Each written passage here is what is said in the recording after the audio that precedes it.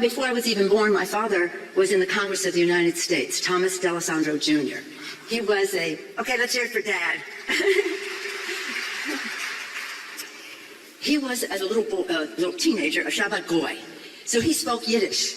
So as he grew up in that, and he was an orator, he was a great speaker and all the rest, and he had a love for the idea of a Jewish state in what was then called Palestine. Hey, Trump, Trump says, I think the Iran war is pretty much complete. Wow. Did he say that? He said that. Bibi said he could? Okay. So that tells me, first of all, you know my rule. You have to say it from the cockpit of a fighter jet on an aircraft carrier with the mission accomplished banner behind you, or it didn't happen.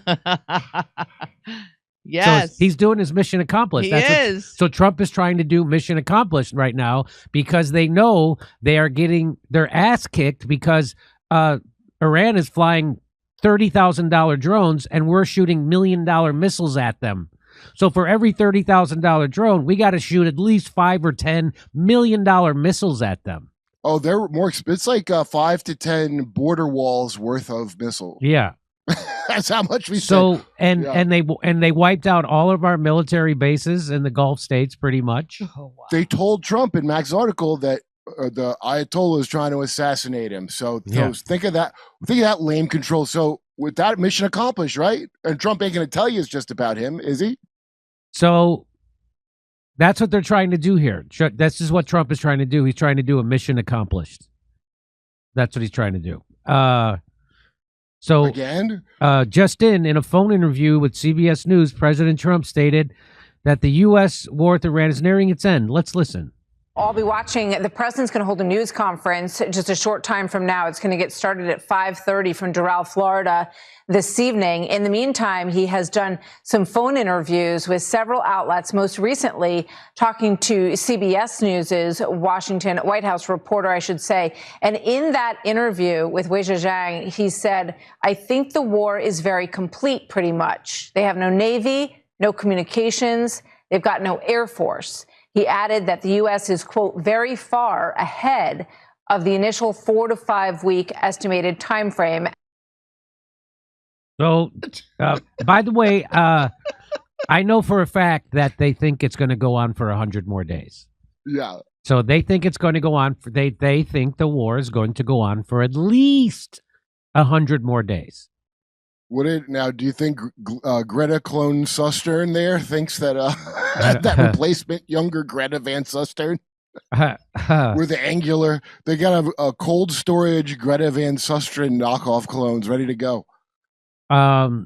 Trump suggests U.S. could end the war soon. This is BBC, as the United Arab Emirates and Turkey intercept more missiles. With what? Their faces? So U.S. President Donald Trump has suggested U.S. operations against Iran could end soon. I think the war is very much complete, pretty much. He tells CBS News and BBC's that the U.S. is ahead of schedule.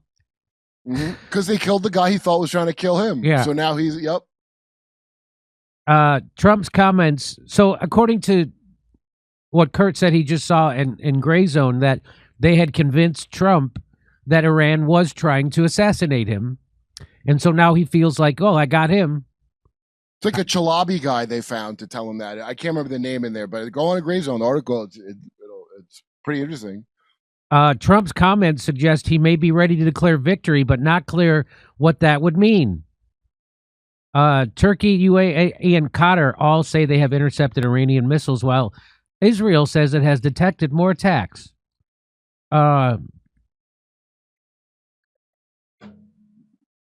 Let's see.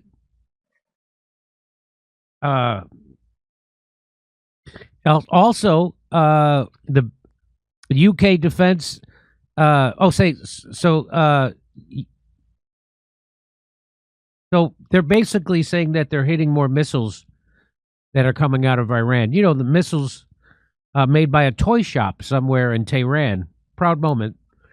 Have you seen the new missiles they have? Colonel Douglas McGregor, here's what he had to say.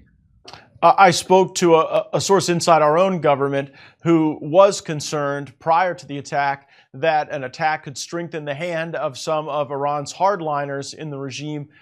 What do you know about some of the rising personalities here? And do you think the dynamics that are playing out are likely to result in a more amenable government or a government that's more dug in? I think this country is going to stay the course. I think that we had false expectations that Iran would fall apart in 48 to 72 hours.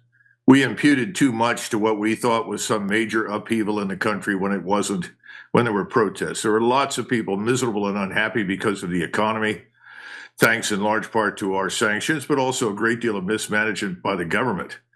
But the population at large was not interested in overthrowing the government. They're not going to overthrow it now. They're going to stay the course. And the thing is that right now I'm beginning to think more and more that logistics will decide the outcome. We're already running out of missiles in places like UAE and Qatar. The Navy has fired very, very few standard missiles or Sea Sparrows. And I get the impression our inventory is low. The Israelis have shot a lot of missiles, and I don't think they can keep this up indefinitely. And we can't produce enough to keep up. So it may be that ultimately logistics decides the real outcome, because I don't think there's any danger of the Iranians running out of missiles. So, you know how we just found out that about 3/4 of our leaders are cannibal PDF files? Yeah. And the closest thing we had to a revolution was one black guy yelling at an Atlanta airport about it. Remember that? Yeah, you see him? Well, why would Iran overthrow their government for way less than that? They cover up the women. Oh. Our leaders are cannibals that grape the kids here. All of our enemies have to do is to tell their people that we eat babies, and they'll get united real fast. And they are. And they are. That's what Russia says to their people. That's what Iran. Every dictator that's a bad guy. You know what they say to their people? America eats babies. It's in the Epstein files. And who's the other guy who said stay the course? Yeah, that was George Bush Sr., and that was our next major loss after Vietnam. Well, I mean, ours. He did pretty good from it. It was fine for him. Okay, so there you go. Trump's declaring the war's over. He's gonna declare victory. I hope he does, actually. I hope he does declare victory, and then this is over, and then we could go back to having the Strait of Hormuz open, and we could have stability in the Middle East. Because doing a regime change in Iran and turning Iran into a civil war, which is what they're actually trying to do, will destabilize the region, and forever there will be a problem with the Strait of Hormuz. And it's going to be bad for the world economy. Did you know that 3/4 of the oil that goes through the Strait of Hormuz goes to Asia? 50% of it goes to China. Was China going to allow that to happen? And so now Trump is offering U.S. warships to chaperone oil tankers going through the Strait of Hormuz so they could bring oil to China. Oh, thank God. I was afraid. Think about that. So we just dropped that video today about how Trump seems to be on purpose trying to get Iran to attack a U.S. Navy ship and kill a bunch of sailors so that he could use that for more war, because he's now said that the United States Navy will chaperone oil tankers through the Strait of Hormuz because they can't get insurance. So the United States is now going to take on that responsibility. Oh, that's how you know. Oh. So that we can bring oil to China. Think about that. Trump is now protecting the oil flow to China. Think about that. Strategery. That's what he's really doing. Well, the insurance thing is how you know who's winning, right? Yeah. Like the insurance rates are too high, so now we have to cover how much we drove up the insurance rates to help China because of our tariff bullshit. That's right. Wow. Yes. Because if they are not allowed to sell oil to China, then the Gulf states don't have money to invest in our stock market. Oh, and when they don't invest in our stock market crashes and our economy crashes. That's what's on the table right now, and I think that's why Trump wants to declare victory and end this. It's a delicate ecosystem, Jimmy. Yeah. It is. You're actually right, Kurt. Everything affects investor confidence. So this all comes back to the stock market here in the United States, and I think that is why Donald Trump wants to declare. But we'll see what happens. I hope he does. I hope he ends this. That would be the best outcome right now. Would be to Trump declare a victory and leave. I'll bet they need to come up with another false flag or something, because now with Max's thing he just found, that means Trump is already out because it concerns him. So they got to have another reason to force his hand, right? Ben Shapiro's going to have to grow his eyebrows twice the size. I'm telling you what's going to happen if Trump is serious about this. And I don't know if he is, but if he is, I'm going to guess 100% that Israel will do a false flag on America. So either here in the United States or somewhere else. And they've done it before. The USS Liberty. Bondi Beach. Bondi Beach. The USS Bondi Beach. That's right. So the one here in Austin that everybody already forgot about. Oh my God! They already forgot about it. So they did a false flag in Austin. Yeah, and guess what? Did you know the guy who was doing the shooting in Austin, Kirk? Did you know this?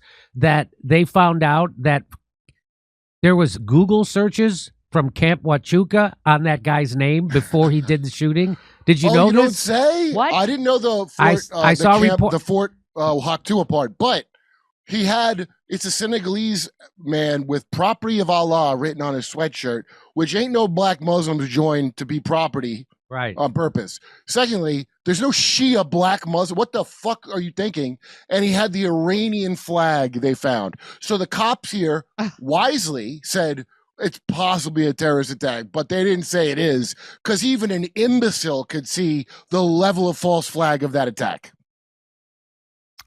So there already was a false flag here. Didn't take. Nobody talks about it. They've already forgotten. Nobody's forgotten about it. It just happened. It just happened. So we'll see what goes on. I predict another false flag. That's my prediction. Oh, probably 3 or 4. If Trump really is, if he's serious about declaring victory and ending the war, but Trump, why don't you have some balls and blow up Bibi's jet? That's the fun. That would have some real balls, and he can blame it on Iran. And say Iran did it. Say Iran did it. We can't go to war with them though because we ran out of missiles. Say Turkey did it. Say Iran did it. Say Turkey did it. Just do something that benefits us for once. All right. Hey, if you want to hear my jokes about this, come see me in San Antonio, Albuquerque, Houston, Dallas, Salt Lake City. April 17th, we'll be at the Comedy Store in Los Angeles. There's only 70 tickets left. Go get them. And then we'll be in Las Vegas, Tulsa, and Oklahoma City. Go to jimmydore.com for a link for tickets. Over to Steph. Hey, Ed 209H, are you saying that the Chinese ships were allowed to go through Hormuz? Is that what you're saying? No, they're not Chinese. They're ships that are bringing oil to Asia. They're ships bringing oil. So tankers that are bringing oil to Asia and China. They have the access, which through is Hormuz. pretty nice of Trump. Yeah, to China because it is his fuck up. So I think he owes it to China. It's weird, he doesn't do it with your money. That kind of sucks. So if you have links that you think there's something contrary to what we're reporting, go ahead and put the links in the chat, pretty please. All right, here we go, folks. Trump's Board of Peace feels like the precursor to the global mafia's New World Order governing body. Sound chaser. Great skit, Misha. No fried bologna. He says thank you. John Small, you're back strong. We all are Americans and we all need the same things. Good schools, good jobs, healthcare, legal pot. 3 out of 4 ain't bad. Jimmy Dore. Hemp car, idea for revolution pertaining to Friday's show. Tucker, Jimmy, Candace, redacted anyone. You can have a podcast asking audience for top grievance, then set a date to Occupy DC. Hemp car, I think Occupy DC is a great idea for that. Thank you so much for that. Jimmy.